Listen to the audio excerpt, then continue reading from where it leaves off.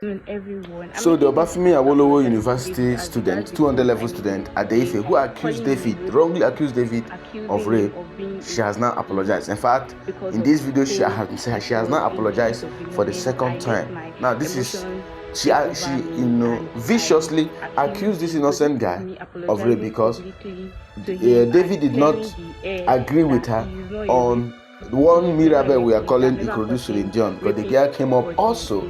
I don't know if this is a trend. Also alleged that she was raped, which turned out to be false. She wasn't raped. So you watch the video.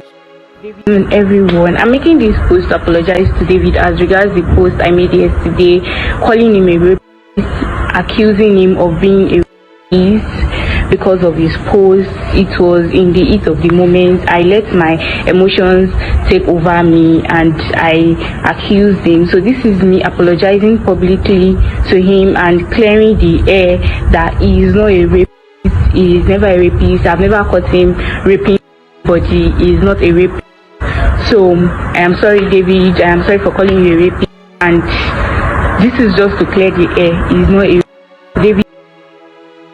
Good evening, everybody. My name is Adeife, and I am here today to sincerely apologize to David from the bottom of my heart. Recently, I made a very wrong statement on my WhatsApp status, tagging David as a rapist. David had only shared his opinion about the Mirabel's ongoing saga, and our disagreements led me to speak very carelessly, and it is something that I truly regret. I want to make it clear that David has never raped anybody. In fact, testimonies around shows that David is a very easygoing and respectful person. Our families met on virtual meeting on Friday, February 20th, 2026, including myself and David. I accepted my wrongdoings and all these codings from the family members. And after the deliberation, it was decided that I should write a letter of apology to David.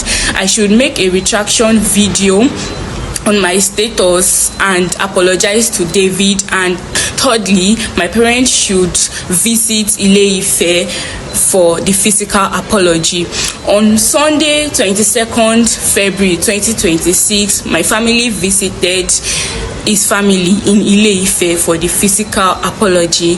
I have learnt my lessons from these incidents. Words spoken in anger can cause serious harm, and I want others to learn from this, that you should never let your emotions override you. Once again, I am very, very sorry, David. I am truly sorry from the depth of my heart, and I want to promise everybody that such will not repeat itself. Thank you for listening. I am sorry once again. So currently, I'm meeting with David that was accused wrongly by Adeife of rape, and I wanted to meet him to hear his own opinion concerning this whole issue. So David, we can hear you. Okay, good day everyone. My name is David.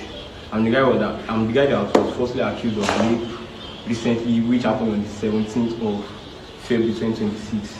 So what really happened was that regarding this Mirabel issue with me, so I posted my opinion on my WhatsApp status, blah blah blah like that. Issue that does not even concern her. And then a few hours later, I posted something because later on it is shown that maybe the Mirabel girl is kind of hooking up the story and stuff like that. Then next thing, this girl called Adeife just entered my DM through my status, started sending different kind of messages. She sent different type of messages like 5 times, which I ignored. So when I later replied, I was like, I posted a screenshot of her chats on my status, and then she kept on replying, cursing my parents, saying a whole lot about me. Then next thing, I gave her a reply that you putting all this energy to me, just focus it on your perfume business, it would have been better. Then the next thing, this girl just started cursing me about my content, that I'm getting 2 likes, 3 likes, 100 comments, all sort of stuff about me, which I was not even paid. I was not moved at all. I was like, I won't even bother to even reply again. Not until when she just put. So on my left is the Adeife that accused David wrongly of rape because David did not agree with her on opinion that this Mirabel on my right was telling the truth about her rape case. This girl woke up from nowhere last week, yes, telling the whole world, Nigerians and the whole world, that she was raped and her story was inconsistent. and Nigerians on Twitter investigated her, and if we found out that she was lying, not even before she confessed to very dark man that she was lying. But my problem now is that the way Nigerian girls are tutored by mad women, felt ashawos that are in Italy and other European countries of the world. The one I know I'm going to call out is one called Obidi. That woman is needs some psychiatric evaluation, because she's the one that is training and recruiting people like this Adeife.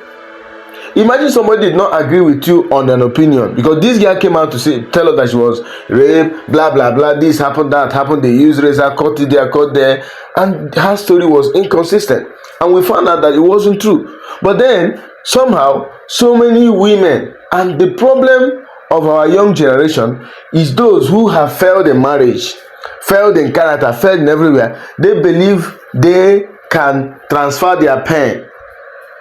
They can transfer their pain of frustration to others. You want to mobilize people to hate men.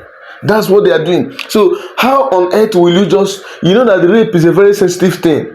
This guy came up and said that David did this, David did this, shared his WhatsApp number, possibly shared his picture as well. That's wickedness of the highest order. And then all she's doing, making videos. She made 2 videos telling us, hello everyone, and the one that did this and the one that did. I keep asking this question that nobody is responding to. If we should flip the table and it was David, the guy who accused the lady of rape, do you know that all the female celebrities in this world, in Nigeria, will rise up against David? Number 1 in the list is Simi. At least Simi has been shut down since yesterday, because they pulled back her old tweets to see that she's even a paradox of herself. She was talking against rape against women, and then she's actually kind of sexualizing a 4-year-old boy when she was as a 23-year-old.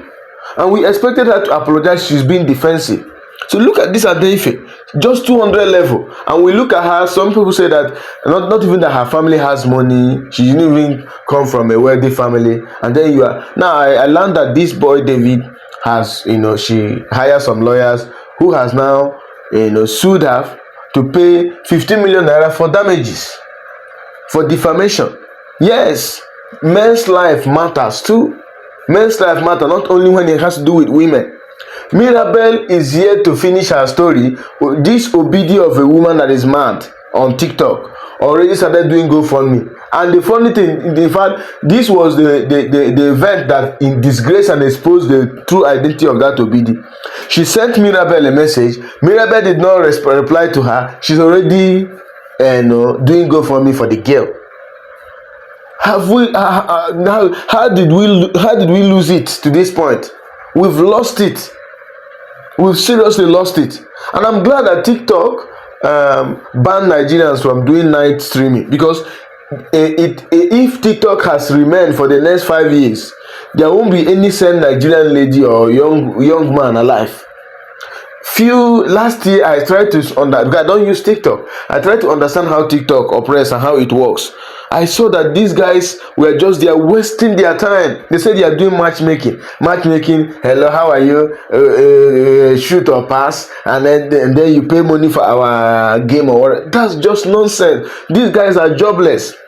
Something that some of them should have gone to learn a good skill. They are on TikTok. Some of them don't even sleep. 24 hours they are streaming, begging, premium begging. And they are under the tutelage of mad women that need a psychiatric doctor's evaluation. Now, in a space of 2 weeks, we've had 2 fake rape cases, lies from women, young women. Mirabel's own was even different, because she didn't point anybody, like she didn't name anybody. She fabricated her own, named the culprit herself as Princeton, constructed the message and sent it to herself. But Adeife's own is even worse. You sent out these guys for no contact, no personal beef or whatever. The guy just disagree with you, even if there's a personal beef or accusation or maybe abusing each other. It shouldn't get to a point of view accusing him for a rape, sharing his number, possibly his pictures, telling the whole world that he's a rapist. And women, young women of this, I watched a video of one young lady, her name is Agonwa or something, one girl like that, chubby girl, that I believe she needs to go and do some exercise to be fit. She said that she's not ready to marry. It's not about you're not ready to marry. You need to, get someone find someone that will be interested. One needs to be interested in you first for you to not say you are not ready to marry. So a lot is already happening. So many of our youth are damaged on TikTok. You can't do that on Twitter, because Twitter is a place where if you try to lie, they will fact check you, they will discover you. Facebook too, and many other platforms. But it's only TikTok that somebody will just come and raise up one fake story, and most of the times on Facebook they will just come up with one lies and it will start flying. Something needs to be done. Maybe the Nigerian government should do something, and that really quick. If this girl is not punished, somebody will come up another day and come up with fake lies as regards to rape. So if this girl at the for me needs to be punished, if she is punished, it will serve as a deterrent to whoever is planning to come up with another idea to lie that she has been raped. And that's what I think.